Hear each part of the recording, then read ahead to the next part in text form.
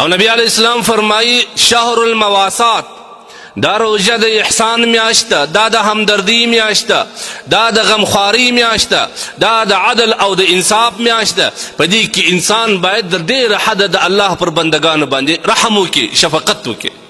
خاص کر موږ دکاندارانو ته وایي، دکانداران باید په دې روژه کې د عدل او د انصاف نه کار واخلي. ګوري دا روژه د عبادت سیزن دی، دا د کاروبار سیزن نه دی. دا روژه په دې نیت باندې و دې ته خوشحاله کېدل چې زما مواد زما د دکاندارۍ شان پلورل کېږي، زه بیا ښه خرڅولی سم.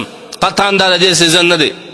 دا د احسان سیزن دی، دا د شفقت سیزن دی، دا الله ته د قربت سیزن دی، دا د عبادت سیزن دی، دا د طاعت سیزن دی. دا د ظلم سیزن نه دی چې دکانداران چړې تیری کی او بیا پر امت باندې تیری. دا ډېره سخته ګناه ده. ګوري د ناانصافي نه کار وانخلئ.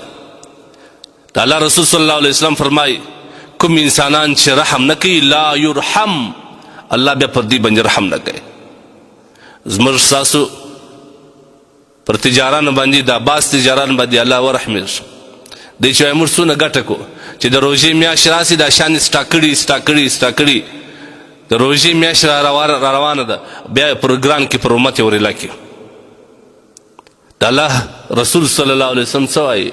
شهر المواسات، دا د همدردی میاشت ده، دا د احسان میاشت ده. د الله بنده تا ظلم شروع کړي، ته پر امت باندې شان ګرانې. د الله رحمت دا دی چې پر دې امت باندې رحمتونه اوري، رزق یې ورزیاتي، او ته پر دې امت باندې تنګۍ راولې، ته د شانو نرخ ورزیاتې. په کار خو دا و چې الله پر موږ رحمتونه کوي. بندگان هم د خپل وس مطابق رحم کړی وای، بندگان هم د خپل وس مطابق احسان کړی وای. لیکن نن زموږ احسان دا دی چې د الله د لورې رحمتونه اوري، زموږ د بندگانو د هغه په مقابله کې د هغوی سره ظلمونه شروع دي د الله د مخلوق سره. تا باید په دې روژه کې د الله د رحم څخه شرمېدلی وای، حیا درته درېدلی وای، تا هم د خپل اشیاو نرخ را کنټرول کړی وای، کښته کړی وای چې پروا نه لر.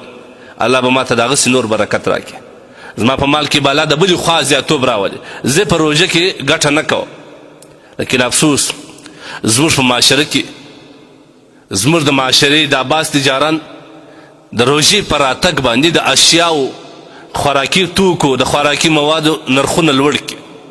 سره د دې چې دا معاشره دته معلومه ده، د خدای بنده ته د خلکو اقتصاد دته معلوم دی، د خلکو ضروریات دته معلوم دي، د خلکو مسکنت و فقر دته معلوم دی، د خلکو بېروزګاري هم دته معلومه ده. کاروبار د یوې خوا بند دی، کوي هم د ماښام ګوله نه پیدا کېږي، مسکنت ډېر دی، فقر ډېر دی، فاقه زیاته ده. خلک دومره وس نه لري چې د ماښام دپاره خالي یوازې کتغ تیار کړي. ډېر انسانان زما ستا په معاشره کې څه کنه، ته لږ د خپل همسایګانو حال واخه. داسې انسانان ستا چې یقینا په 10 ورځو په 20 ورځو د دې په کور کې اور نه دی بل سوی. د بازار سړه ډوډۍ رانیسي په کم قیمت باندې او بیا د اوبو سره خوري. لیکن کله چې روژه راله، الله وایي دا زما د رزق د پراخۍ میاشت ده، دا د رحمتو میاشت ده. لیکن د الله هغه بندگان چې د خدای تبارک و تعالی بندگان هم ځان بولي، مسلمانان هم ځان بولي، او کوشش د عبادات هم کوي، ماشاءالله د جماعت هم اهتمام کوي، د تراویح هم اهتمام کوي، او چې د ده ظلم ته وګورئ، د ده دې کثافت ته وګورئ، د ده دې چېړو ته وګورئ چې د څونه د روژې در مخه تېرې کړي دي او د امت پر غاړه ورتېرې. دا کسان دې لږ سوچ وکړي چې الله بیا زما دا عبادت قبلوي چې ته د خدای پر رحمت، د خدای پر بندگانو باندې، د خدای پر مخلوق باندې نه رحمېږي، نو الله کله پر تا رحمېږي؟ دا خو حدیث دی کنه. داسې دکانداران سته چې د روژې سه میاشت در مخه شان سټاک کړي د ګرانۍ په خاطر باندې، چې کله روژه راسي بیا به خرڅوم. دې ته ذخیره اندازي وایي. تاسو د علماو څخه پوښتنه کړې چې دا ګناه نه کنه؟ خدای نه خسته دا ستا د بربادېدو ذریعه ونه ګرځي.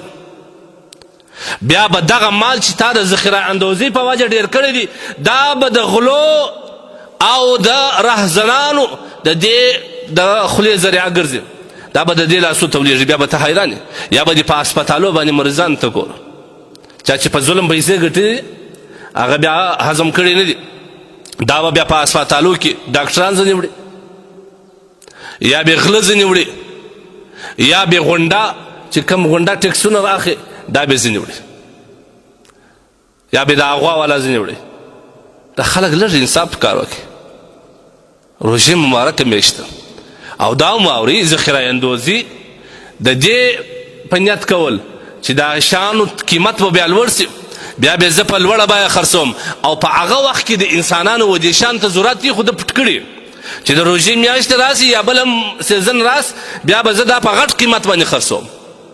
ته حدیث وګوره، حضرت عمر رضی الله عنه روایت دی، نبی کریم صلی الله علیه وسلم فرمایي کوم کسان چې د ګرانۍ په خاطر باندې شیان اسټاکوي جمع کوي د ګرانۍ په خاطر باندې او د امتو تر ضرورت وي دی نه ښکاره کوي، الله به دغه انسانان د جزام او افلاس په مرضي باندې اخته کوي. خطرناک خبر. بل روایت کې راځي چې نبی علیه الصلاة والسلام فرمایي چې کوم کسان ذخیره اندوزي کوي د ګرانۍ په خاطر باندې خوراکي مواد کنټرولوي اسټاکوي او د خلکو ورته ضرورت وي، د الله رسول وایي ملعون دی پر دې خلکو باندې لعنت ویل سوی. الراحمون يرحمهم الرحمن ارحموا اهل الارض ارحمكم من في السماء. دا الله رسول وایي هغه کسان چې شفقت او مهرباني کول والا دي الله سبحانه وتعالی در ډېر زیات رحمان ذات هغوی پر دوی رحم کوي. د الله رسول وایي د مځکې پر مخلوقات باندې ورحمېږي الله بیا پر دې رحمېږي. د روژې مقدسه میاشت کې داسې انسانان شته چې په پیشلمي و روژه مات باندې اوبه و ډوډۍ خوري. زما او ستا پر سرخان باندې څو نعمتونه پراته دي، د دې تجارانو پر سرخان باندې څو نعمتونه پراته دي، لیکن تا ته دا احس سوی دی، دغه درد تا ته پیدا سوی دی چې زما په ګاونډ کې زما په همسایتوب کې به داسې انسانان وي چې هغوی به د ماښام پر ګوله حیران، هغوی به د ماښام پر ګوله باندې حیران. باید زه کوم احسان وکړم؟ دا د کاروبار میاشت نه ده، دا د ګرانۍ میاشت نه ده چې سړی پر امت باندې پیسې وګټي، د امت سره ناانصافي او ظلم شروع کړي. ګوره په عام حالت کې ظلم کول الله نه خوښوي، په روژه کې بیا د دې ګناه د غومرې څو چنده کېږي. ټیک دی ګټه وکړه، شریعت تا د ګټې نه راګرځي، ظلم مه کوه، چړې مه تېروه، چړې مه راباسه، د خلکو حالاتو نه ځان خبر که، د خلکو د روزګار نه ځان خبر که، د خلکو د مجبوري او د فقر او د مسکنت نه هم ځان خبر که. د الله بنده ظلم مه کوه.